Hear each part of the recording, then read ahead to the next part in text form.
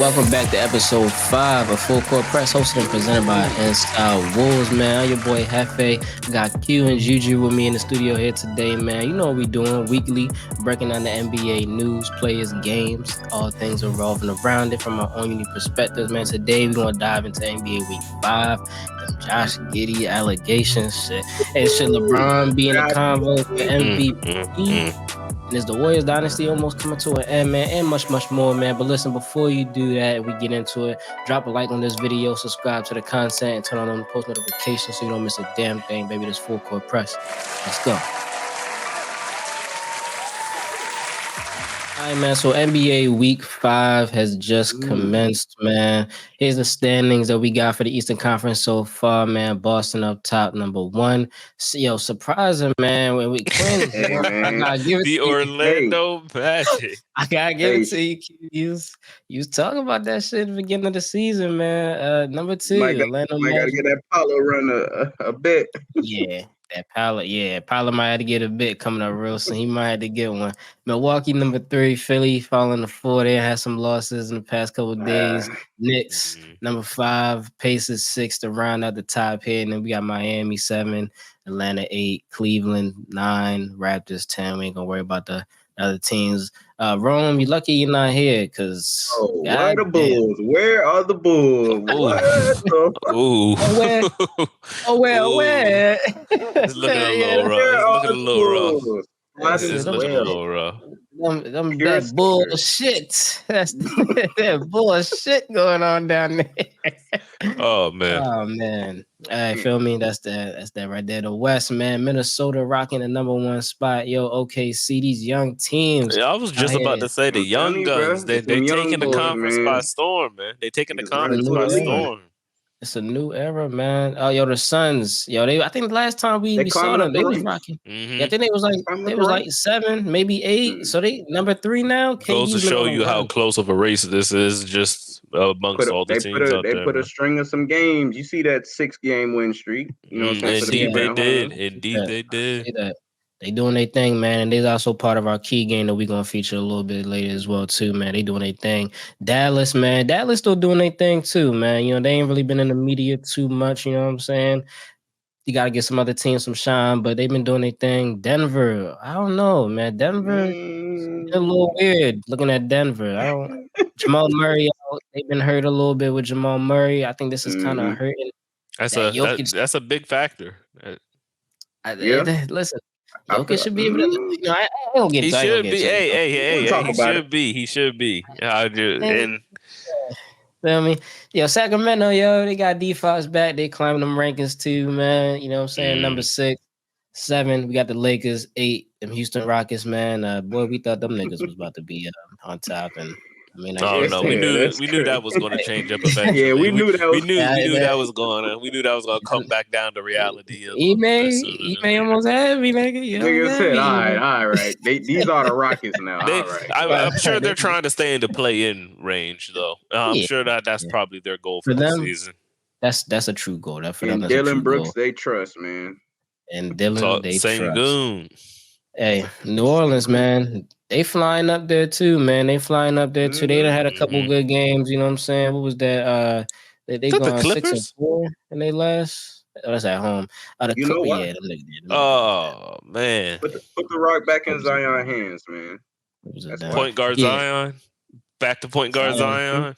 They doing their little thing, you know what I'm saying, with CJ McCollum being out, you know what I'm saying, Brandon Ingram, Zion, they starting to find their groove a little bit. The Warriors, they sitting at that 10 spot. You know, we're going to talk about them a little bit later today, man, but I don't know what's going on in Golden State, man. I really don't. The bottom teams here. We just want to talk about the one, man, the Clippers. Thank you. I will say, I think they'll turn it around a bit. I think that they'll turn it around a bit. Gotcha. You thought so? Gotcha. Hey, feel me? Yo, but that's what we got going on today with them standards, man. And you know we always do. We got that key game that we feature, man. So we're gonna get into that first, actually. We're gonna go ahead and the key game we had, man, was Milwaukee versus Boston, man. The score of that game, Boston 119, Milwaukee 116. So it was a pretty close game. Some notable performances that we have here: Jaylen Brown, 26, 2 and 8 assists. Jason Tatum had 23, 11 and 4. Damian, 27, 5 and 5. Brooke Lopez, 27, 8 rebounds. Giannis had 21, 13 and 5. Quinn, we're gonna start with you, man. What were some takeaways that you had from that Milwaukee-Boston game? For sure, I want to start off going back, saying, "Wow, man, you was definitely saying something about that guy Porzingis, and he's looking like he's fitting right in over there, and he's adding in ways that actually, the brother Robert Williams wasn't going to be able to actually with his ability to stretch the floor and actually go ahead and make some shots up from all over. Also, Boston's depth just in general, their depth is crazy. Like you're really going to need to have." Either really deep team or your top five's got to be really like on because they've got players contributing from all over the place. And Al Horford, I think, needs to go mentioned for doing a really good job off the bench in this point in his career because he's coming off being like a sixth man, but he's doing his damn thing, man. He's still making an impact out there too, and it's crazy to see. For sure, man. To your point as well too. Boston, they out their bench literally outscored Milwaukee's bench. That was probably one of the pain points crazy of that game. So just to your point there, Juan, I know you you were talking about Boston, pretty early on in the season there, like Quinn said, just alluding to some of the things that they had.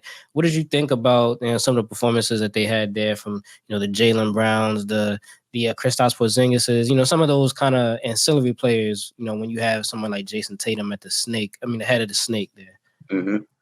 Well, at least for me, I think that's the thing that I like about Boston in the East is because of their depth and the way that this team is constructed with. I believe Jason Tatum, yes, is on the cusp of superstardom. Yes, Jaylen Brown, high ceiling as far as like all-star. I definitely have him as an all-star. I think everybody can agree on that. KP, when he's in running and he's in motion, he's looking good, tip-top shape. He's an all-star as well, don't get me wrong. He's a big, like you say, could stretch the floor. Just from those three, you see all those guys pitching in 20 plus, and then not to mention the guys that's on the bench like the Pritchards and the Horfords and all these other guys pitching in 10, 11. Sam Hauser. You know what I'm saying? Sam Hauser. Derek White pitched in another 13. You know what I'm saying? Drew Holiday, he gave you 5, but he also had steals, rebounds. He's doing all the dirty work as well. And the thing that I took from this game was like, I like Milwaukee, yes, but the thing that I believe hurts them so much in the East is the defensive side of the ball. When it comes to defense right now, bruh, they're not stopping nobody. And I think them losing Drew really hurt them a lot more than I thought it would have, honestly, seeing as far as how they kind of got rid of that depth as well. They just weren't able to just really go like toe to toe, and it really came to like a who could get that last stop because the game came down to the wire, and it was really just who could put up some more shots, who could make more baskets, and who was able to get those extra stops. And it came down to Boston with those players just having those run and getting that continuity together. Them niggas was running, jumping, dunking left and right. I'm like, bro, it's open season in the paint for Milwaukee right now. Like, it was tough. It was looking crazy. It definitely was looking crazy. I do want to highlight as well too, man, Jaylen Brown, man, because he has been particularly interesting, to say the least, watching Jaylen Brown this season. I say that to say Jaylen Brown's coming off signing the biggest contract in the off season here. Paid, and I'm never one to watch nobody's pockets. I ain't that type of guy, that type of analyst, nothing like that. But what I will say is that if you give a guy max money, you would expect from any job standpoint, maximum production, effort, skill, etc., etc., etc. And Jaylen Brown this season, he has not been playing like that max guy. Some would probably compare him to, when Tobias got the max contract. For real. I mean, real shit though, but Tobias, that was kind of crazy. Feel me? I ain't even gonna lie. As a Sixers fan, that was Tobias. The process, I'm saying? It's complete now, though. It's complete. We done. You know what I'm saying? We done. Feel me? We ain't gonna get on the Sixers right now, but feel me? I say that to say, you know what I'm saying? Jaylen Brown had a great game. This is what we want to see more of once again to get his numbers again. He had, 26 and 8 assists. We'd like to see him get a little more rebounds. But feel me, the aggressiveness is more so what I'm trying to see. It just it's hard to see that when you got two players like the Jays is what they was calling them. You see the numbers that they was putting up last year, but it's like now we're giving you that money, but they want you to take that extra step, Jalen. And we as fans want to see that as well too. And that's the only way that Boston is going to be able, at least in my opinion, to become that championship team. Y'all both got to take them extra steps. We see it with Jason Tatum. They're already saying is Tatum the best American player. D-Book probably going to have a lot to say about that. Feel me? My mind, but just dropped a 40 piece. So D-Book doing his fucking thing. That would be my vote for that if I were to, but mine too, because D-Book is he's on a different level right now. I think D-Book ready. Bro. I think he is fucking fucking ready. I got something to say when we talk about Phoenix too, about Book, but feel me, yeah, like we just once again we just want to see that leap because that's what Boston needs. You know what I'm saying? They have all the pieces around them now. I think that the team is way better than it was years past. Coaching is, I like Ime and I also like Joe Mazzulla as well too. But I think everything is just right. I think they've been a team long enough now that we're looking at them like, all right, they almost looking at y'all like the Clippers, like it's getting time. This is looking like it's it.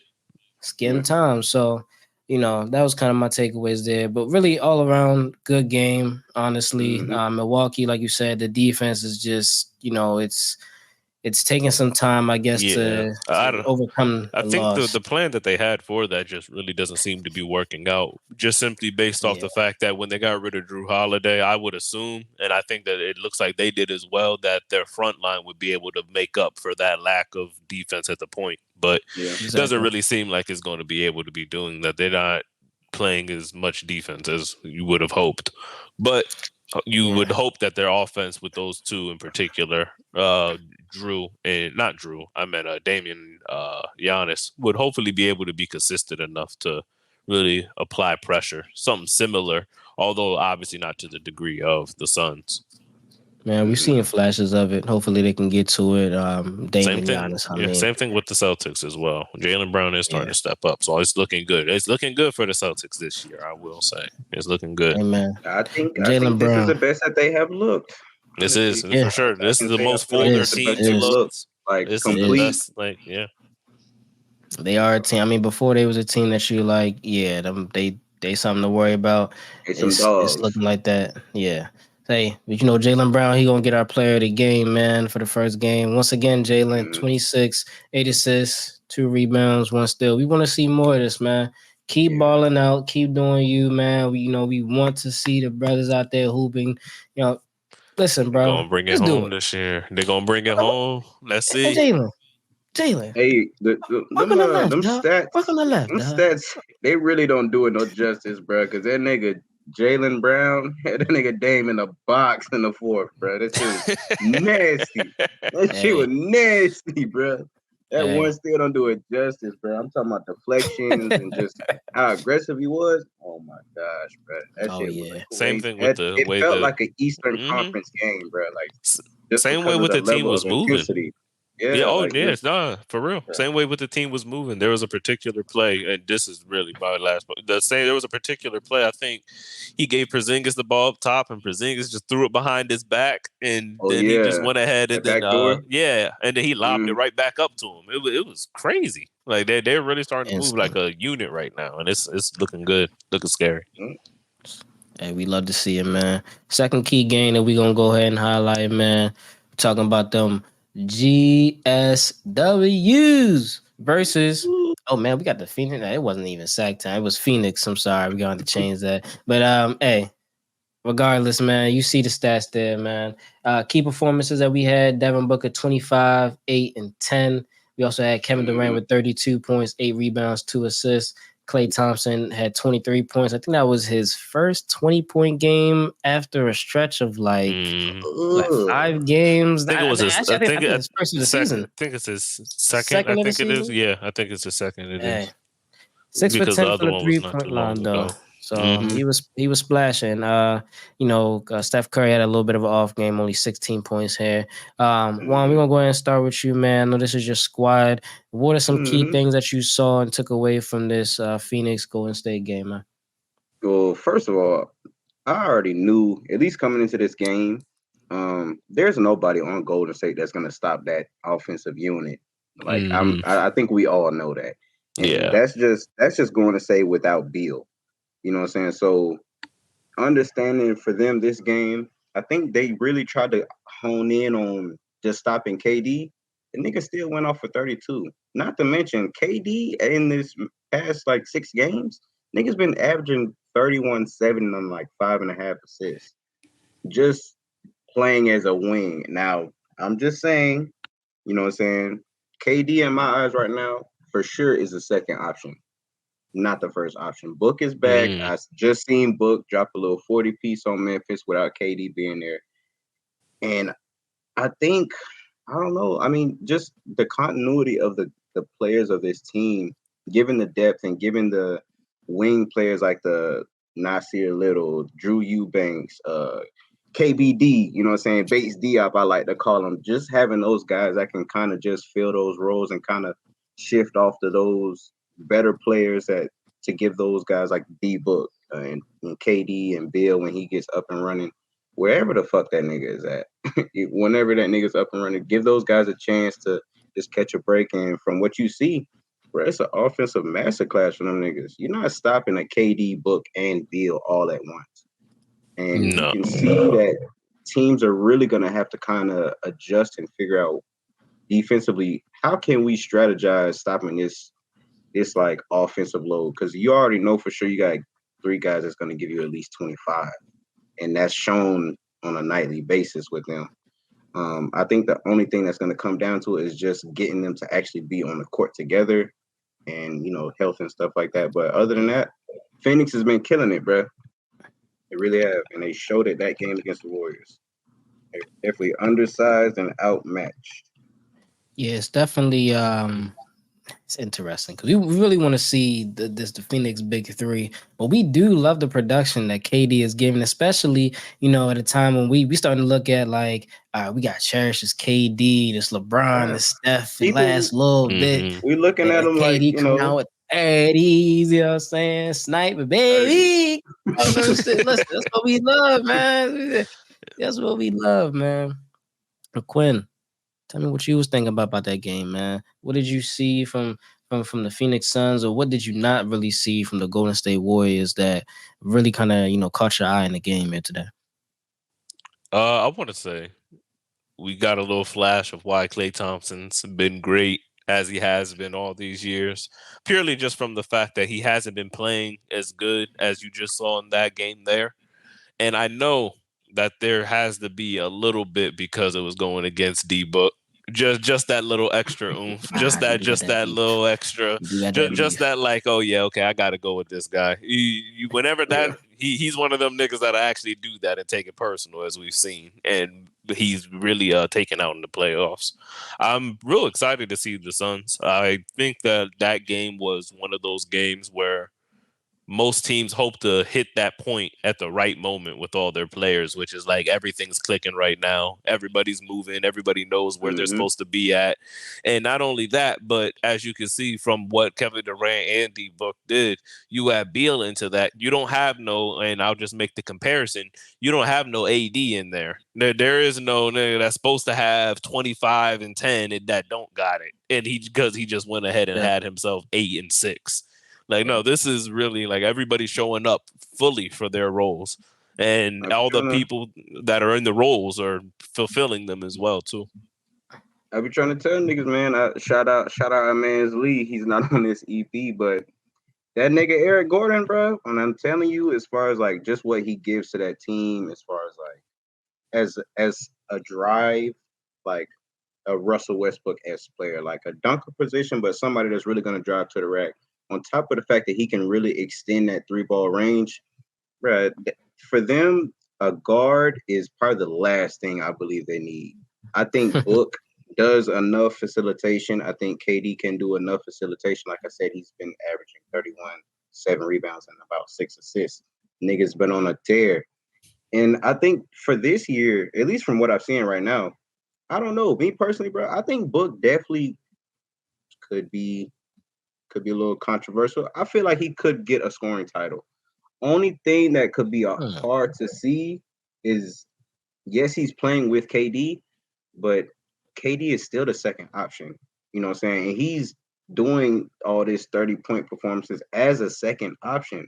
Book coming back and getting back into his rhythm, getting his feet under him back again. Like I said, he just dropped 40 against Memphis. I don't think we understand what Book was really doing. I know we talk about Ant, you know what I'm saying, because he's going crazy at the 2-guard position, but Book is the number 1 2-guard before we were even saying anything about, you know what I'm saying, Ant and what he's doing in Minnesota. Not to take anything away from him, but like I said, Book he's one of them niggas, bro. And I think Book is really about to put the league on notice now that he's like, okay, I got some continuity, I got some comfortability, you know what I'm saying? I feel like we got a decent squad. And I feel like he potentially could go ahead and get a scoring title, bro. I can see him doing like a consistent about 35, maybe 33. Just seeing how they pass the ball and how this team is just fundamentally sound and just how they built upon those 3 guys. Oh yeah, the niggas gonna be tearing them up, bro. The niggas gonna be going off 30, like you get 30 a night, you get 30 a night. Them niggas are literally gonna be picking nights where Bill, KD, Book, somebody's gonna have 30. And teams are just gonna be left to face with, damn, we can't let 2 niggas beat us. If we let 2 of them go off the 30, we're done. We're cooked.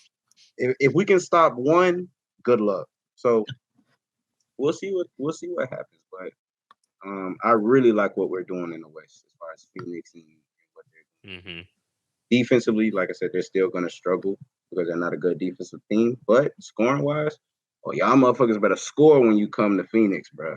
Or you better score. Or pray you could stop somebody, or pray them niggas ain't playing. For real. Because somebody's going to guarantee 25.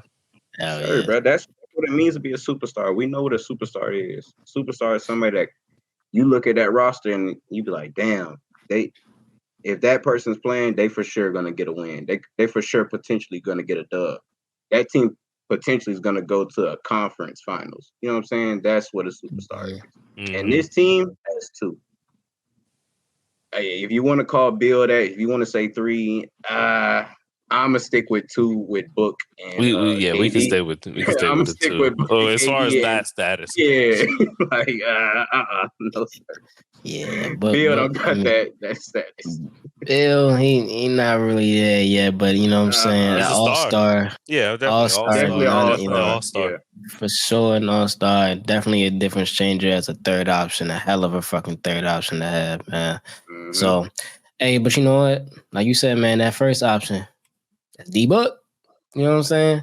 Play the game. 25 points, 10 assists, 8 rebounds. And if you was on FanDuel and you bet them fantasy points, he had 49.6 of them bitch ass things for you, man. He was going crazy. Look at that. You won. Shoot, taking a shot like Kobe, man. Look at him, like Kobe. Damn. Look at, hey, D-Book 25. That's a bucket too. As an angry light-skinned man. Might be a lot. Hey, man. But D-Book, no, like I said, D-Book was definitely doing this thing, man. Him and KD right now, they are looking pretty crazy as far as a duo. I love the groove that they're finding, man. So things is looking up for Phoenix right now. They climbing the rankings. And you know what? We're going to take a look at them later as well, too, man. We got something that's a little, it's not really related to basketball, so to speak. It's dealing with one of the players in the league.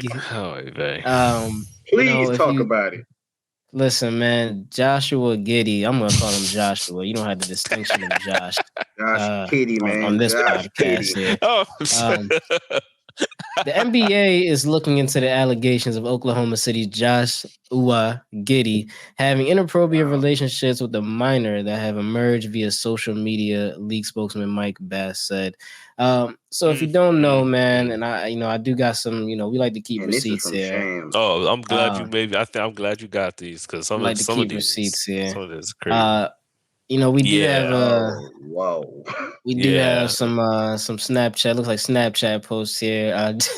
Yeah, like I mean, allegations, but like, damn, right. The most here, nigga, allegations I've ever seen in my life. Them motherfuckers concrete, ain't it? I was gonna say, right, it don't really. Allegations supposed to be kind of speculative. You know what I'm saying? This kind of just right out there, just straight up right out there like that. For those out there that's saying, oh, his eyes are closed. It can't really be him. The hair is not really. Boom, bitch. He says, hey. He actually said hi. Nigga, that's him. That is him. So reportedly, and we're gonna leave this up there because it's gonna stain for a second, man. Josh Giddey has been messing around with a high school junior. You can see in the pictures here, obviously the last one, she had, reported that they had sexual relations. Joshua Giddey, I think he is about 22 years of age here. If somebody wants to look that up just to make sure that we have that right here. Now people have been saying that in OKC, the age of consent is 16, 17, whatever. It's still crazy if you ask me, but hey. But the girl in the photo is actually from Orange County, California, where that is not the age of consent there. So a lot of speculation going on here, quote unquote speculation, really. He was 21. So I was just about to say that 21. as well. 21. Okay, 21. All right. Hey, well, nigga, you can drink those Akis. So still, yeah. But the NBA, like I said before, they are investigating the situation.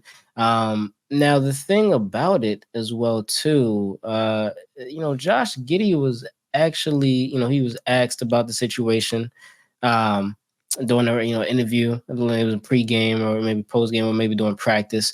And essentially, he said, I understand the question, obviously, but there's no further comment right now. Obviously, that man did it. That man obviously did it. He did that shit. I mean, look at his eyes, man. I mean, he did that shit. He looks quite giddy right now about it. I ain't gonna lie to you. He looks something like that, I would say. So we don't know too much about what's going on right now. But the NBA, they're gonna clean up whatever allegation is coming about from any player. They're gonna do their due diligence and sweep through clean as much as they can on the social media tip about it. It's a bad look for the NBA, obviously. But the Thunder actually had a game yesterday. We're recording this on a Sunday here. The Thunder had a game against the Philadelphia 76ers on Saturday, the day before. That was 11/25/2023, and Josh Giddey actually played.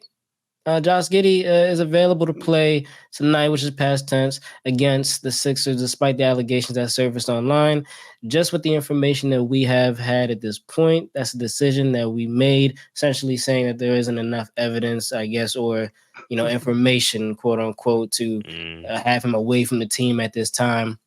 My thoughts, my question to you guys: do you think that the NBA should even have allowed him to play? Mind you, let me also put in perspective as well, too.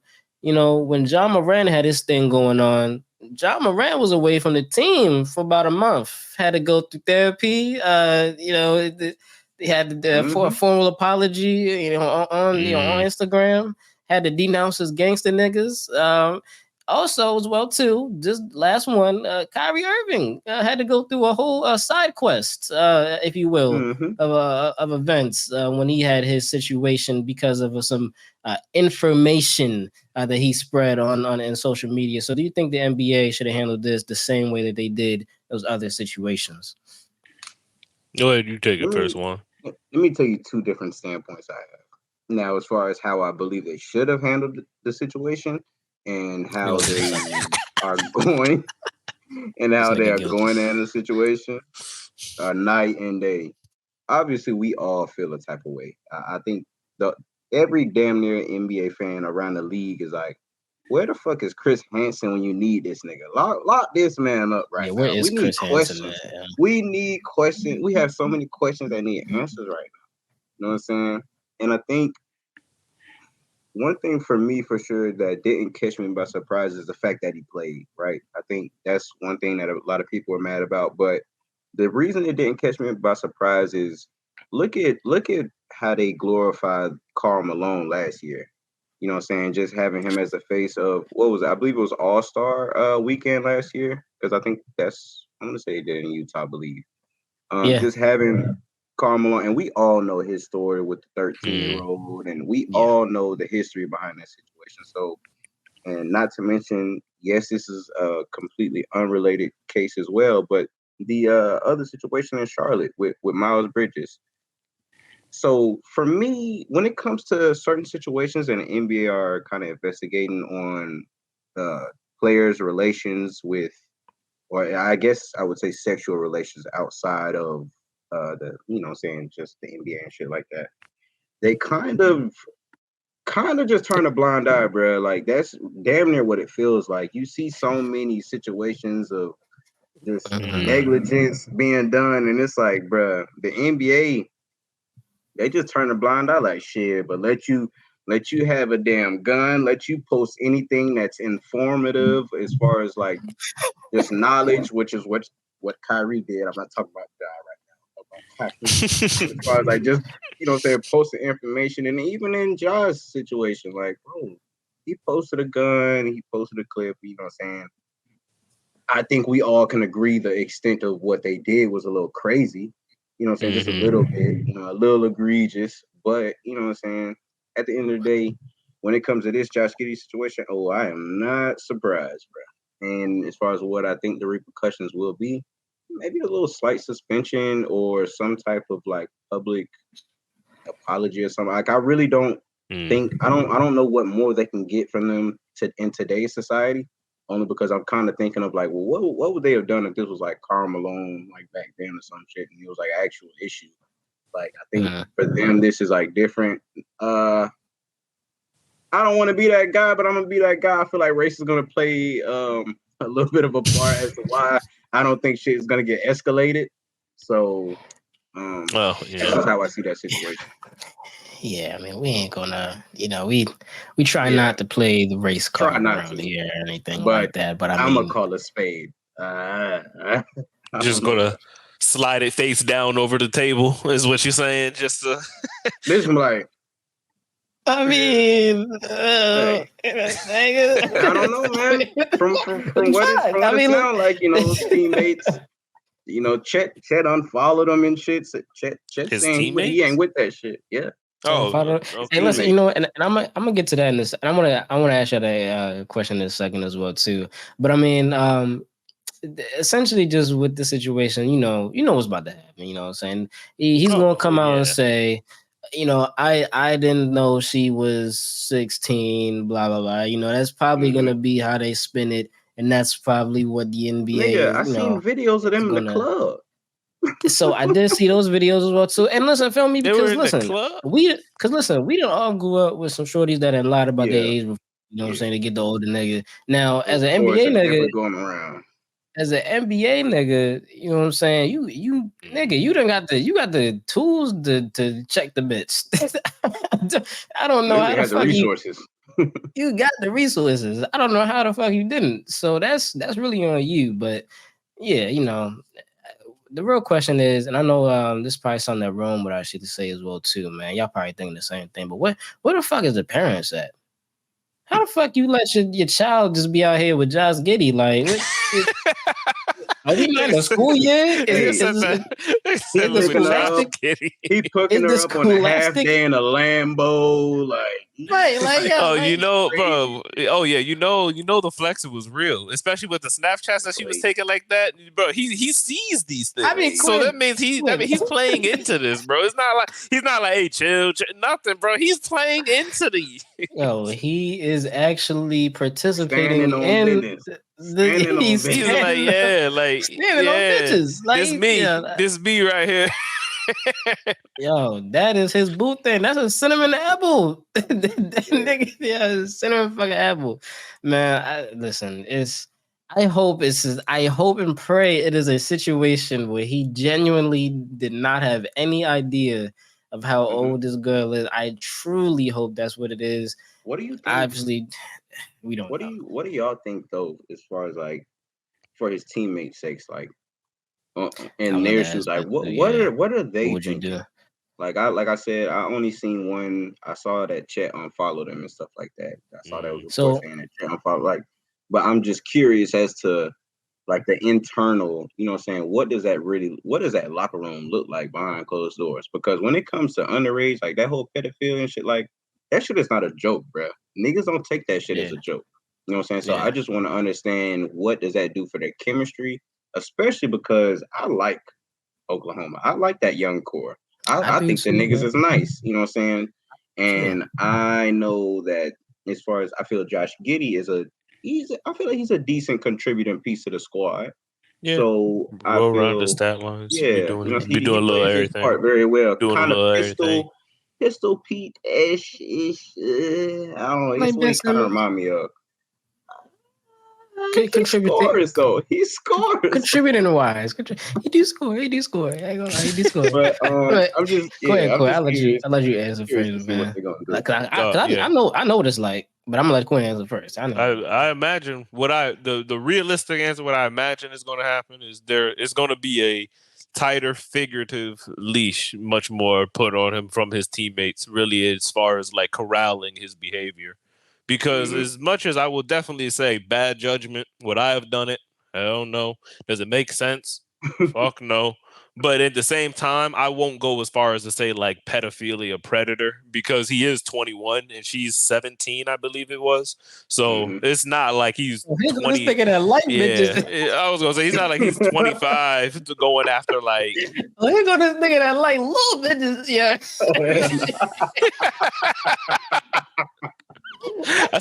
I don't know if that's gonna happen. That's crazy. I don't know if that's gonna happen. I don't know if niggas gonna do that. That this nigga girl in third grade. Hold up, yo. Like that'd be crazy.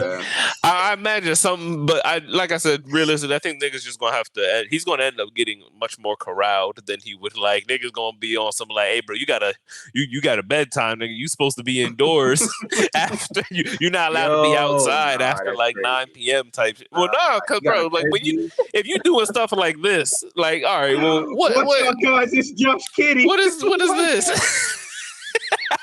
Oh my god. That's what I think is gonna happen. Niggas not gonna let him get away with nearly as much as he was once before, bro. You gotta be monitored for a little while before niggas just allow you to carry on. Cause niggas finna be comparing, like Calvin Cambridge. They finna be calling Josh Kidd like at high schools. They finna be ratting that nigga like he Omar or some shit. Like he just corralling the hallways and shit. They finna be niggas said Josh coming. All right, bro. Nah, that's funny as shit. That's crazy. Listen, I'm gonna tell you what it's like, bro. He got too much money to be playing with them young ass kids, man. That's what we need to say. That's what we need to say. He got too much bread to do that. Go to Miami. Go to Miami. Come on, man. You know what I'm saying? But listen, I'm gonna tell you what it's like. Cause I watched the game last night. You know what I'm saying? You know, I got the lead pass. You know, I watched I saw the little intros. Okay. I saw the little intros that they had right when they was coming off the bench. Oh, they was slapping the fuck out that nigga hand. I mean, feel me? It was dabbing it up, but it was like it was one of those like it looked a little personal. Look a little personal. It was one of those, yeah. Shay grabbed the nigga head. He was like, yeah, nigga, you know what I'm saying? It wasn't looking quite friendly as it was. I didn't see you know what I'm saying? The little NBA hand. Gotta have a discussion. You know what I'm saying? Ain't none of that shit was going on, man. But yeah, that's realistically, yo, like if that's me in a situation as a teammate, I'm absolutely trolling a nigga every time he get into the locker room. I'm sorry, yo. There's no way you're not gonna live that down, yo. Oh yeah, you definitely getting trolled. Oh yeah, you definitely getting trolled. Even if you didn't know, they'd be like, "Oh, hold on, yo, everybody put the candy away. Bro, that's you definitely gonna hear about it. Oh yeah, you definitely gonna hear about it. Yeah. Nah, man. Listen, once again, yo, just to cap off everything, man. We hope this situation is coming out in some type of way that he really did not know. Because I mean, this is crazy. I mean, this is actually crazy. But to cap it off, like I said, he got to know something. Listen, to cap it off, like I said, man. I just think this is crazy. NBA talking to y'all. Yeah. John Morant, 30 days. They think it was gone for a All month. right. Yeah, All right. I do Ain't agree even with shoot that. the I do nigga. agree with that. Let's not go light on this sentencing like y'all haven't been heavy-handed before. I'm just saying, I listen. agree with that for sure. Listen, I'm just saying, if Adam Silver, if there was any time that you wanted to be a saving grace and fuck the NBA script up, end John Moran suspension now. Let the nigga come back right now. Yo, hey, breaking news: John Actually, Moran is Josh he Giddey's got to got way fulfill the too rest of the much. sentence. Josh John, Giddey, John Giddey takes his. You know that shit come down to influence, man. You know it come down to Yeah, influence. that would be tough. Oh my god! Hey, listen, hey Adam, yo, listen. Come on, man. Be thick, nigga. Think with this. Think with this right here. Whoa. think with. Okay. Relax, yo. All Relax, yo. All Relax. right. All right. he said, "All right." Relax, yo. Feel me? Yo, let's talk about something, man. Let's talk about. I know I mentioned Miami a little bit, yo, but let's talk about one of the other destinations out there in Florida, man. Orlando, man. The Orlando Magic right now, man. They have been off to a crazy Orlando. start, man. This is a couple games. I think the record is the record is 11-5 now. So they won another game. They on the since sixth game. They on the sixth game right now. 6-game win streak, man. The Orlando Magic off to the best start since the 11-12 season, man. They doing their damn thing, like Juan said. 6-game win streak. Notably, they beat the Celtics and the Nuggets within that streak as well, too. 11-5, sitting atop the second in the Eastern Conference, man. The question that we have: would the Magic make the playoffs, man? What do y'all think? Quinn, I'm gonna start with you, man. Yeah, I think they'll make the playoffs. I think they'll make the playoffs. I think that they now, Not granted, it'd be no. Oh, okay. See now, there you go. Because if you're going to go ahead, well, no, when you say the play in, top six. Okay. Top six. And probably Magic gonna not. be top Then 6. no, I would not say top You 6. think I so? was going to say 7th, 8th. Yeah, probably, but no, I don't think they'll make the top 6. I think Not that top 6? I think that they've got something going right now, but usually when stuff like this starts rolling, I think it'll take them a little while before they get up to the basic ground of the upper echelon teams. I'm gonna tell you the top 10 right now. Just I want to see if you stand on business with that one. Boston, Orlando, Milwaukee, Philly, New York, Indiana, Miami, Atlanta, Cleveland, Toronto. Is Orlando? Are they still? Yeah, they're just still in there. Yeah, they're definitely still in there. Okay. What was it? Toronto and Atlanta, like you had listed before. They're not guaranteed. Yeah, no, they're in that race with them. Okay. All right, cool. Moran, what you think, man? Yeah, playoff spot, no sir. Play in, yeah, for sure. And I'm only saying that because I like Orlando. Yes, don't get me wrong, they're a nice young team. And I think right now what we're seeing from them is they just have a lot more energy than everybody else right now. They're just doing shit and running past a lot of these older teams that's in the East. Because I don't know about y'all, bro, but as far as the East, I think the East is kind of set in stone of who we know is going to be there. Like, we already know we're going to see, Boston, for sure, Milwaukee, Philly. And then if you want to go ahead and throw in, I feel like Cleveland. It really is a toss-up. I feel like they're going to – Cleveland, they might come up after. But honestly, that's really about it. I mean, Phoenix – not Phoenix, but Indiana is cool. That's another team that Orlando beat. But other than that, who are you really looking at? Everybody else really are play-in teams. Miami, class of mid. Atlanta, Aster class. What are we really looking at? Nigga said Aster class. You know what I'm saying? What are we looking at? So I'm not really too worried about as far as that win streak. I know they're gonna win games because, like I said, they just got a lot of energy. They're doing some young shit, just kind of just beating a lot of these teams that, and catching them off guard, like the Nuggets and Celtics, teams that I guess these guys were kind of probably sleeping on, but Orlando is just, they just doing what they need to do right now as a young team. I like this group. I really do. I like Jonathan Isaac. I like Banquero. I like Cole Anthony. I like the young core that they have. I like the Wagners, the motherfucking brothers. Yeah, I think They have a that's tough. nice, solid squad, bro. I believe if that's they tough. keep this young core squad around for at least another, I say maybe give them about another 4, maybe 5 years. I can see them being like true repeating like Eastern like contenders. Given for this sure. same team stays together, like I said, the same pieces that they have, they could definitely be a problem. Yeah, I would have to agree with that. That's pretty much the second part of what I was saying, as well as heavily agreeing with that. It means that they're onto something good, but it doesn't mean that it's going to like bear out this year just yet. Yeah, and they're young, man. They're figuring it out still. Yeah, man. We like to see it, man. This is definitely a new era of basketball that we're seeing. These young guys, they're not afraid of the moment. It's They're official. coming in ready. You know what I'm saying? They got these. It's not like it wasn't the old days, you know what I'm saying, where you was really coming up and you know what I'm saying, and you had to really get it and you really ain't learned your game until college, really. Like, you know, unless you was really like that. And at that point you was going number one. But now you got the basketball academies, they got all the camps and shit like that. And niggas really got their game by the time they come into college. A lot of the really great ones. So at that point, it's just fine tuning, learning how to become a pro, things like that. So we like to see that these wave of young players, the Banqueros, the Wagners, you know what I'm saying, Jalen Suggs, Cole Anthony, you know, like you said, John Isaac, Markel Fultz, man, my dog Markel, man, you know, man, was on right there, baby. Shout out Markel so for sure. They're doing a good thing, man. And you know what? I gotta give a quick shout out to my man Randy Gregory, yo. Randy, he's a bench assistant with the Magic, yo. You know, it's my dog, man. Baltimore, right there, baby. So shout out Randy. Shout out to Randy. Shout man. out. It's official. It's official, man. Yeah. The league has officially hit that point where before it was coming in like slowly. There was a few people that were going to come in and they were like, okay, this is up and coming superstar. Oh, okay, this player is doing something. But only a few teams had that.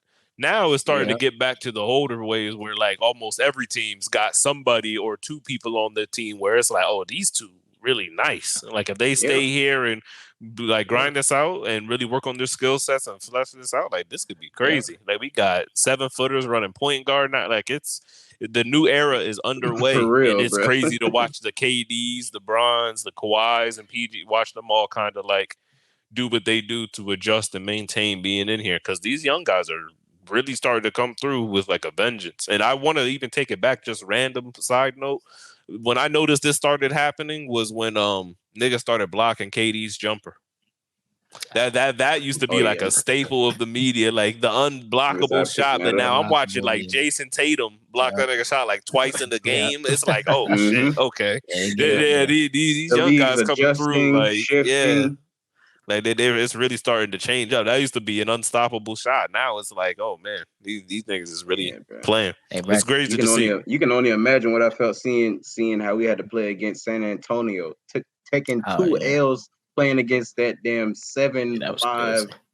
Wemby is just coming down, popping threes, blocking shots. That's just another thing of like what you're saying as far as like the direction of the league. Like it's incredible to see. All these great players that we like really, you know what I'm saying, grew up upon, the Brons, KDs, Currys. These niggas is in they like mid to late, you know what I'm saying, later 30s now. You know what I'm saying? And it's just incredible to see the still superstar performance that they can give off while catching up to or at least still competing with a lot of these younger guys that are, you know what I'm saying, like you just said, Quinn, proving and showing like, nigga, I can score already. Like I don't need years of development. These guys be coming into the bench, high draft picks, saying I'm coming here to to change the destiny of the franchise. And it's just as a basketball fan, it's so like incredibly like just grateful to see. Like just awesome the league is really in, you know what I'm saying, good hands in the future. Still got some good hoops down the line. So that's what we love to see, man, out here. You know what? You're talking about that new era of basketball, yo, but you know, there's a particular group of guys that you kind of gotta mention when you talk about that new era of basketball, because this is where the younger guys is really getting the inspiration from them. And I'm talking about them Golden State Warriors, man. I'm talking about that Warriors dynasty that came in, that really adopted and cemented, you know, the essentially the 3-point shot and the fact that you hunt for a 3-point shot, you know what I'm saying, movement around the ball, really kind of evolving that Spurs offense, right? That everyone touches the ball, and really, adopting to Steph's game and allowing Steph to be able to take over the league, man. So I bring this all up to say, man, the Warriors, this looking like they falling on hard times as of lately, this season. And honestly, there's some questions circling around, i.e. was the Paul, was the Chris Paul trade worth it, with the offensive, drop off that they got there, and Draymond, what's going on with him, and Steph, he's having to do everything. Clay is falling off, Wiggins is falling off, Looney, he's still not scoring.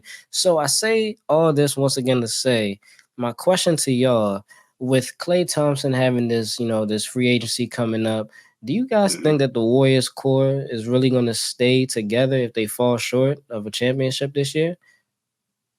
At least from what I see, I believe that given what this team has went through as a core unit, as far as like development over the years, kind of really coming into their own stardom or all stardom, like as a core unit, I believe it's going to be very hard to break up that unit.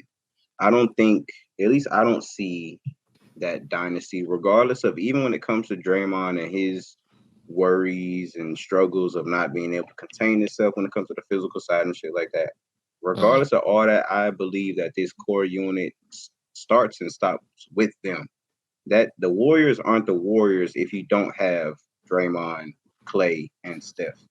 They're still the Warriors for sure if you have two. But as far as like the dynasty, the whatever you want to call that, the actual continuity of the Warriors team, it starts and stops with those three players. So I believe even with Clay's lack of, I guess, production right now, I think at some point in time, they're going to find ways to, I guess, find better coverage for him on the court, because they understand that he's not the same Clay that he was. And, you know what I'm saying, that happens as you get older. And Clay was never, as far as we know, he's never been a superstar. Yes, we've seen him go off for what he had, like 60 and like 3/4 or some shit. Like, it's something crazy. But I mean, we know what Clay is as a shooter and everything like that. But when it comes to just both sides of the ball, given his age and the history of injuries and everything like that, they kind of know what this looks like for them. And also what you said about the dynasty and people kind of catching on. I think this is a showcasing of, we're just seeing like 2.0, 3.0 of the same like basketball flow that they had. Everybody getting the ball, better like off ball play, you know what I'm saying, back doors, you know what I'm saying.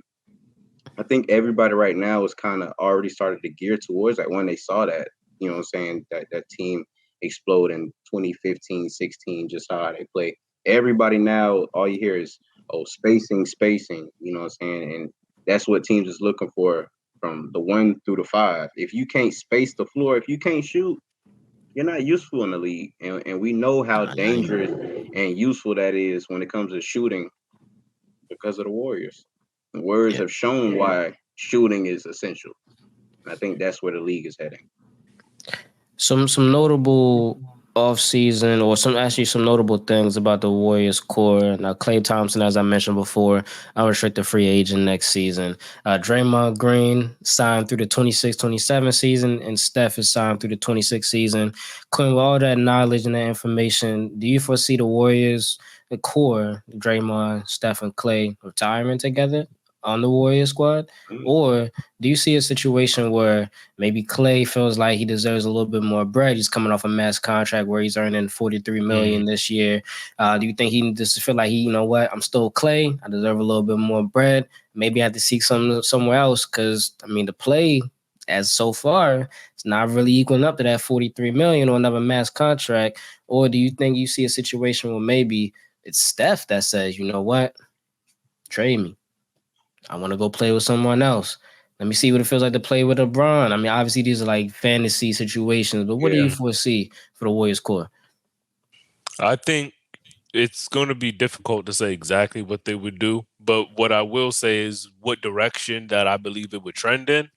I think that they have a better chance of coming to some kind of agreement to where 2 of the 3, if not all 3 of them, take a heavy price cut and go ahead and add a lot of talent to the team. Go ahead and polish up some of the roles, make the team younger around them, so that way they can start fading into the role player positions. I see that happening more likely than them splitting up at this point because of all the history that they've created. And not only that, but even though individually they have 3 separate careers that are on 3 separate kinds of like levels and ways that they're viewed, I would imagine internally all 3 of them kind of feel like they're one, because that's kind of how they came up as one. So I would imagine that continues on throughout this iteration of the Warriors as well. I think that they're much more likely to go ahead and form a younger team around them. Like I said, maybe Clay and Draymond take big cuts so Steph can still get paid what he gets paid, and they can add a lot of talent, make some moves around them. Because I don't see them breaking down but I will say something that you said raised a good question. I don't think they'll all retire at the same time, but I will say that I would imagine it's kind of like when a older couple, one of them dies, the other one dies not too long after. Like a woman loses her husband within the next 5 years, she dies, or vice versa. I think it's going to be like that. Like once Draymond goes or Clay goes, like within the next 2 years, the other one's going to go, and then next 2 years for the next one too. You know, it's funny. It's funny that just hearing what you were saying, Q, because when you're talking about just that core team and the Warriors, that is, we all know what their value is as fans. We know, at least we all understand that their value is, and I'm talking about Draymond and Clay, their value is only as high as it is in Golden State. It's their value is not nowhere near as high, or it's not valued nowhere near as high on any other roster. And that's for both players right now and their careers. Draymond at the undersized 4 position as a facilitating 4, that's not something that a lot of teams are looking for right now. Yeah, you can do the scrappy defense every now and then, but at the same time, if you're not going to be able to really score and be an offensive terror, which that's not what's needed for him in Golden State. He's not needed to do that. So he doesn't have any use or value for what he's not lacking in on other teams. And when it comes to Clay, given, like I said, his injuries and everything like that, he's not going to get the value that he's going to be seeking as far as like from his production in 2015-16, because he's not that same type of player. So I think kind of what you said, Q, the most realistic point, it would be those 2 guys taking that heavy pay cut and allowing Steph to kind of, you know what I'm saying, just continue to do what he do. Even if he takes the pay cut, I'm just saying, if he looks at it at a situation like, I really want to stay with these guys, we got something good here, but I feel like we can just take a pay cut and get us some better success. If he got that mentality, I guess I'm a nigga I say get your bread by any means, but do what you do. If you're doing it just for basketball, I'm not mad at you for making that decision. For you to say, you know what, I'm the best player on this team. I'm gonna be the first one to take a pay cut so that my other 2 guys could take pay cuts so we can get us some fucking help. Because these niggas need help. You know what I'm saying? And that's not gonna work right now as far as the coins they got and the roster, how it's constructed. So but yeah, it's pretty much to just wrap up like what you said, I feel like the best option for them would be them niggas taking pay cuts and getting some much needed help. They definitely gotta do something, man. I mean, you know, Steph is one of those guys, man. You gotta give him something to stay there, man, because he is well wanted and well needed and well appreciated no matter what team he's gonna be on in this league. So you gotta give him something to work with. You know what I'm saying? You gotta meet him halfway there. You know what I'm saying? At the very least. So definitely hope that, we would love to see that, because Warriors, man, that's a dynasty right there. We would love to see them finish it all out together. It would just be, almost like a fairy tale ending. It's almost like looking at, like the Spurs team, you know what I'm saying? Like you said, Quinn, that domino effect, Manu, and then, you know what I'm saying? Then Tim. And then, and Tony Parker, he had a little stint in over there, in Charlotte. He tried it, but he realized that he was the Clay of the team. He was like, I can't do shit with all these niggas. So, but feel me. Just a little quick, topic as well, too, before we get up out of here. I know we got some other stuff to cover, but before we get up out of here, just kind of want to shout out, man. LeBron, man, he got a museum. It's opening up in his hometown, Look Cleveland. at It this actually opened up bus. on the 25th, man. Yeah. I saw a little tweet though of it was a picture of Killmonger when he was at that museum. When he was looking at African art, they said that was Skip Bayless looking at the LeBron James museum. Yeah, that's funny as shit, man. LeBron got the museum opening up, man. It's almost LeBron perfect. James Museum. That is almost, hilarious. it's Hell almost no, perfect bro. because LeBron also just became the only person in NBA history to score 39,000 points. LeBron is 38 years of age. Once again, man, he's doing this in his 21st season in the NBA. And it's crazy because at the same time, man, LeBron is he's putting up numbers. I mean, look at his averages, Man. 25, 8, and 6 on a season. You know what I'm saying? And over the last 5 games, he's averaged 27, 6, and 8, 40% from the three over the last 5 games with a 4-1 record for the Lakers, man, who are sitting 38 10 and years old, bro. 7th in the West, 10 and 7. I mean, hey, my question to y'all, man, should LeBron be in this MVP convo, man? I mean, he's literally encompassing most valuable player on his team. They would not be where they are right now without Brown, man. What do y'all think? Man. Should he be in it? If he can get his team into the top 4, I'll say yeah. Because he's not never have one kind of player. He's not with all even respect to him as well too, not a Russell Westbrook in the type of like, oh man, it's great that he's getting good numbers and that he's, keeping his team alive. The standard for him is a bit different, admittedly. Right. And so, yeah, if he gets a team to top 4, then yeah. But other than that, no, it's just really impressive what he's doing, though. Like, yeah, beyond impressive, frankly. Well, even at age 38, you know what I'm saying? I know Quinn said that the standard for LeBron, he's just so damn good, you know what I'm saying? Arguably, one or two in that GOAT debate, however you go, man.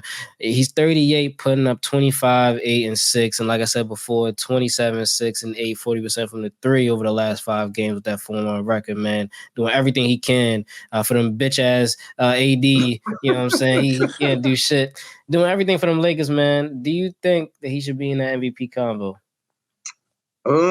I'm going to say no, only because I mean, just compared to what I'm seeing in the league, no. I mean, don't get me wrong, the story and everything. Oh my god, it's phenomenal, bro. Like for real. At 40, at the ripe age of 52, you know what I'm saying? Killing the league like that. You know what I'm saying? I don't think niggas really understand the age, and when you see a nigga like at LA Fitness and shit like that, like when you see a nigga like, that's what I'm talking about. A nigga that's gonna get some old aggressive buckets. Yeah, he hooping. Hell yeah. But we kind of know the Lakers. It's not really constituting to many wins. You know what I'm saying? They're still like streaky with it, and I think, well, not I think, I believe. I at least I would like to think we all know. And when it comes to the MVP race and all that, it's going to come down to whose team has the record and all that, all the stuff that the fans don't really care about. Niggas just want to see good hoops. And if we telling you we think that motherfucker should have been the MVP, the voters don't listen to that. They don't look at the aesthetics. They just look at who's winning and doing the scoring and rebounding the points. Now, like I said, don't get me wrong, the story-wise, I'd love to see. That's a great story. Just hit 39K, get an MVP, 20 years in this month. You know what I'm saying? Like, story is second to none. However, when it comes to just looking at his production compared to these younger guys that's really like tearing the league up, it's like, okay. Like, yeah, don't get me wrong, he's still respectable, a great player, but we kind of do have to make some room. Like, he's had that pedestal for a while now. It's kind of like undeserving to show the flowers to the people that's showing up now. So. He can't win it just off the narrative alone type shit. Yeah. I like that. Like you said, LeBron has had, the narrative for LeBron throughout his whole career, his whole life. Matter of fact, it's just been greatness. That's all that you really expect from LeBron from age uno. You know what I'm saying? You expect greatness, and he is time and time again, when adversity is hit, and we as fans, commentators, analysts, players as well, coaches, whatever, have looked at it and said, you know what, maybe he can't do this. He's turned around and said, dumbass nigga, yes I can, and did it. You know what I'm saying?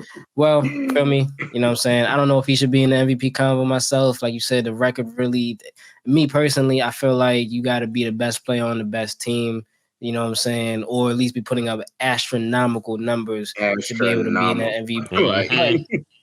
But he is the most valuable player on that team. I would definitely say that, man. Yeah. That is no doubt, man. And, every single week, we give out the player of the week and the team of the week. So we're going to get on and get into that before we go ahead and close out the show here, man. Player of the week, man. I know Juan is going to be happy about this, man. He elated, man. Because his brother has been hooping. He's been easy money sniping. So we're going to have to give it a K. Dizzle, man. KD, man. 31.7 rebounds, 5 assists. And this is on the season, man. This is on the season, man. 5. You know what I'm saying? 6-game win streak while he's putting up them 30s. Nigga said KD was getting old. I'm just saying. I was going to say golden years who? He said golden years who? That nigga KD said, let me show you what I can do as a second option. Let me show you what a second option KD is doing. MVP. Hey, man. He's thriving right now, definitely putting up MVP numbers, man. So we're gonna see how that plays out. And man, this week as well too, man. We was very split, you know what I'm saying? Because these two teams, man, they've both been balling. They ironically, you know what I'm saying, the tiebreaker for us here is depending on who has won the most games. And goddamn it, both these teams, they both win, on a 6-game win streak. 4 games they won within the week here, but they both on 6-game win streaks, man. We want to go ahead and give it to both the Phoenix Suns and the Orlando Magic, man. They both get the team of the week. A tie, man. Third in the West and second in the East. Man, they both been balling, man. It's going to be interesting to see how that plays out. Before we go and get up out of here, we got the 2 games that we preview every single week. So we're going to go ahead and try to guess who's going to win that game, man. The first one is coming actually tomorrow on NBA TV at 7 p.m. Eastern Standard Time. This is going to be a good matchup. I always like the Lakers and Philly game. I think, I'm not even bullshitting you, I think Lakers have lost the last 3 games to the Sixers. They've been one of those kind of teams, the past year and everything. But who y'all got, man? I'm rocking with the Philly. Yeah, I'm going to go with Philly as well myself, too. I can't deny it. I'm gonna go ahead and take the Lakers. I think AD might sit in the chair. I don't know. I feel like he might. I feel like he might be hearing what we saying. You know what I'm saying? He might go ahead and strap the unibrow down. I sure hope so. Hey, listen, don't worry. I'm going to send y'all that tweet, man. Oh, my God. Tyrese Maxey has crossed up LeBron James. Yeah, no. I got Philly, bro. I got Philly. Tyrese Maxey, alley-oop to himself off the backboard. Maxey finna get him like 32. Maxey and Embiid finna combine for like 72, bro. That's the big thing for me. That nigga Embiid's about to have a fucking field day out there. I wish I couldn't say that with AD. You mean to tell me Christian Wood got to guard him face up? Hey, that's gonna be something to watch though in that game, man. The foul trouble for LA. Your Embiid is one of the best at getting to the free throw line, so it's gonna be interesting to see. What they do. They're gonna front Embiid with a smaller guard, like Boston tried to do to protect AD from being in foul trouble. We'll see about that, man. Second game that we got, man, it's the late game slate. Because them games start too damn late. You know what I'm saying? 10:30 p.m. Eastern. God damn. You know what I'm saying? The Nuggets versus the Clippers. This one ain't gonna lie to you. I don't even want to put my faith in them bitch ass niggas, but I'm gonna ride with the Clippers, yo. I'm rocking with the Clippers. Yeah. I think they got. I feel like that's a little rivalry for one. I feel like they got something to prove. Definitely is a rivalry. If James wants to, make it known that he's part of this team, he better come to play on that game. So I'm gonna ride with the Clippers, man. I think for me, I'm also going to take the Clippers, not because I think they're really going to just outscore or just be whooping the Nuggets' ass. I definitely feel like it's going to be a nail-biter come down to the end. But it's something about the Nuggets right now. They just look kind of confused. Like we talked about earlier, they don't have Murray right now. So MPJ is really like that first like scoring option aside from Jokic. And I'm not liking it right now. Don't get me wrong. I like MPJ as much as the next person, Mr. Michael Porter, Never Swing the Rock Jr., you know what I'm saying? All the nicknames. We know all of it. We've seen it on Twitter. But the thing is, like, for right now, they just look a little confused. Like, I seen a nigga Jokic get ejected against Orlando and shit. Like, the niggas just look kind of distraught right now. And I feel like the Clippers are kind of settling in to what their roles are. Like we said, we seen Russ take that back seat, and I already knew Russ was gonna have to be the one to take that back seat as far as like his level of play.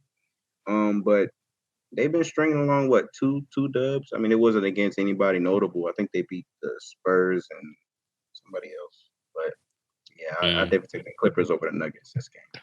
Yeah, I'm gonna go ahead with the Nuggets myself, man. I think that I just don't really have much faith in the Clippers, but I think that they're going to do better.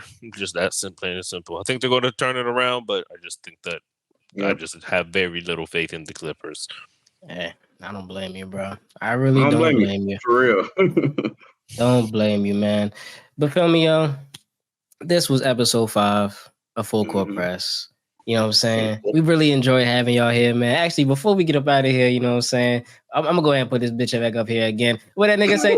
Guilty! Guilty!